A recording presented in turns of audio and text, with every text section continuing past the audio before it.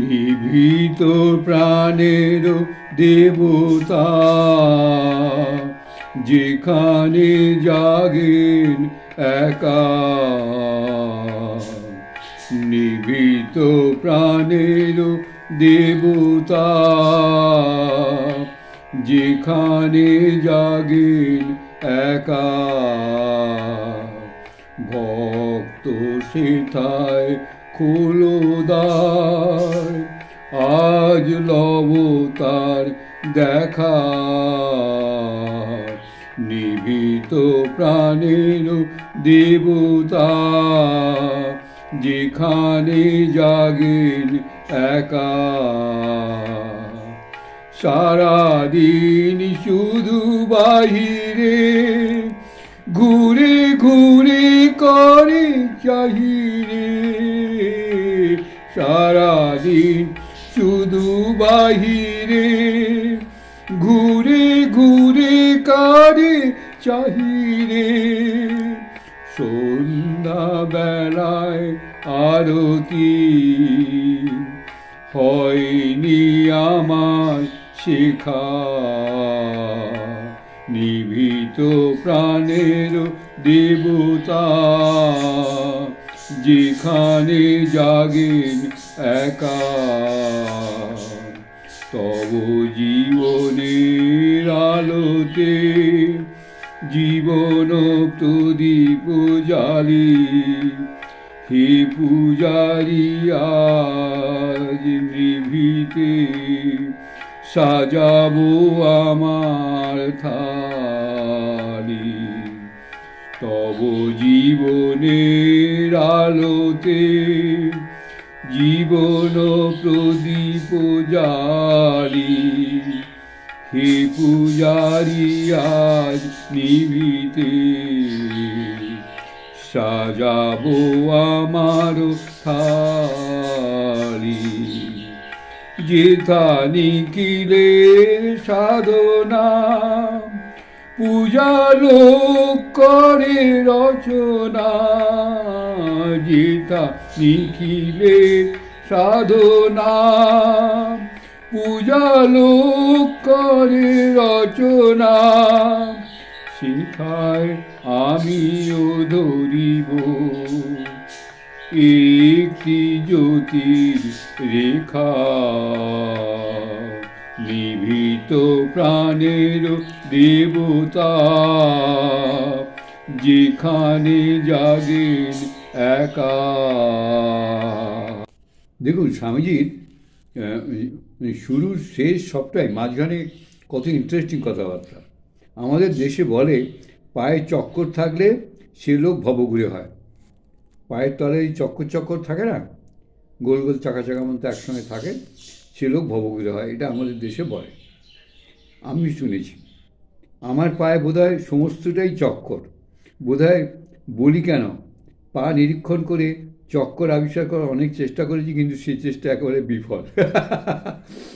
বলছে পায়ের তলায়, স্বামীজি বলছেন আমি একবার চেষ্টা করেছি কিন্তু কোনো চক্কর দেখতে পাইনি আমি। পা নিরীক্ষণ করে চক্কর আবিষ্কার করার অনেক চেষ্টা করেছি, কিন্তু সেই চেষ্টা একেবারে বিফল। সে শীতের চোটে পা ফেটে খালি চৌচলা, শীতের চোটে পা ফেটে খালি চৌচাকলা, আর চক্কর ফক্কর বড় দেখা গেল না। যা হোক, যখন কিংবদন্তি রয়েছে তখন মেনে নিলাম যে কিছুদিন ফরাসি ভাষা ও সভ্যতা আলোচনা করা যাবে। পুরনো বন্ধুবান্ধব ত্যাগ করে এক গরিব ফরাসি নবীন বন্ধুর বাসায় গিয়ে বাস করলাম। তিনি জানেন না ইংরাজি, আমার ফরাসি সে এক অদ্ভুত ব্যাপার। বাসনা যে বুয়া হয়ে বসে না থাকার চেয়ে কাজে কাজেই ফরাসি বলবার উদ্যোগ হবে, আর গড়গড়িয়ে ফরাসি ভাষায় এসে পড়বে। তা নয়। কোথায় চলল? ভিয়েনা, তুর্কি, গ্রিস, ইজিপ্ট, জেরুজালেম পর্যটন করতে। ভবিতব্যকে ঘোচায় বলো, তোমার পত্র লিখছি মুসলমান প্রভুত্বের অবশিষ্ট রাজধানী কনস্টান্টিনোপল হতে। ওই তুরানন্দকে লিখছে চিঠি। সঙ্গের সঙ্গী 3 জন, 2 জন ফরাসি, 1 জন আমেরিক তোমাদের পরিচিতা মিস ম্যাকলাউড। আমেরিক মানে যে আমেরিকান তিনি হচ্ছেন তোমাদের পরিচিতা মেঘনা, প্রথম দর্শনেই ও ম্যাকলাউডের সঙ্গে পরিচয় হয়েছে, এবার দ্বিতীয়বার গেছেন। ফরাসি পুরুষ বন্ধু মসিয়ে জুল বোয়া, ফ্রান্সের একজন সুপ্রতিষ্ঠিত দার্শনিক ও সাহিত্য লেখক।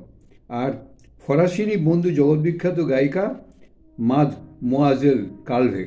এই এক বিরাট স্বামীজির সঙ্গে এই যে কালভের দেখা, কালভে বেলমঠে এসেছিলেন ম্যাডাম কালভে গাইয়ে, এবং বেলমঠে ঠাকুরের সামনে বসে গানও গেয়েছিলেন ম্যাডাম কালভে।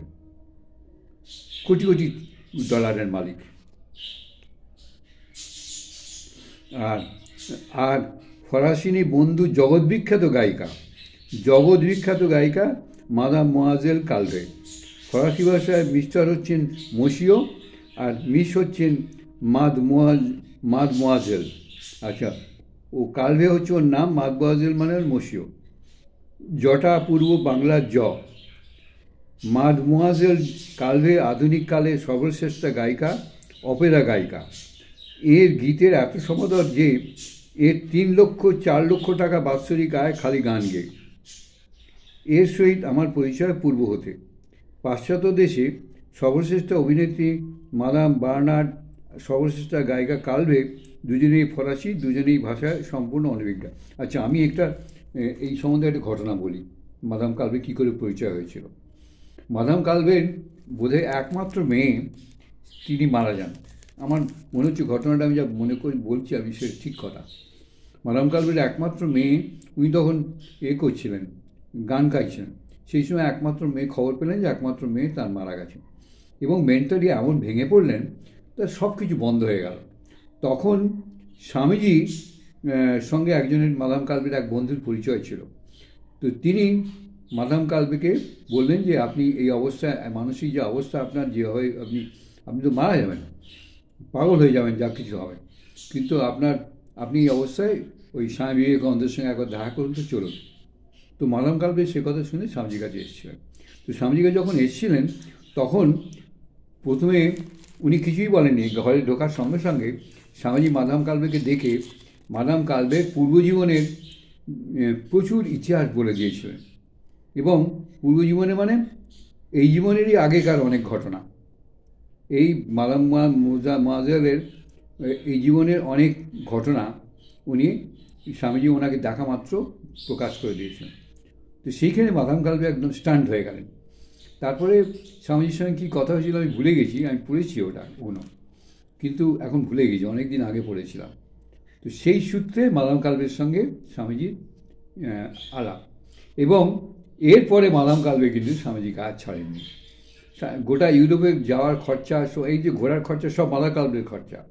উনি পুরো সেলুন বুক করে নিতেন, মানে ট্রেনে 1, 2, 3 বা গোটা ট্রেনটা বুক করে নিতেন। সেই ট্রেনে করে উনি, সে লাক্সারিয়াস সেলুনে করে উনি গোটা ইউরোপ, মানে মাদাম কালভের সঙ্গেই গোটা ইউরোপ ঘুরেছেন স্বামীজি ওনার খরচেতে। তো সেই মাদাম কালভে বলছে, সেই জন্য স্বামীজি বললেন যে এর সঙ্গে আমার আগেই পরিচয় ছিল।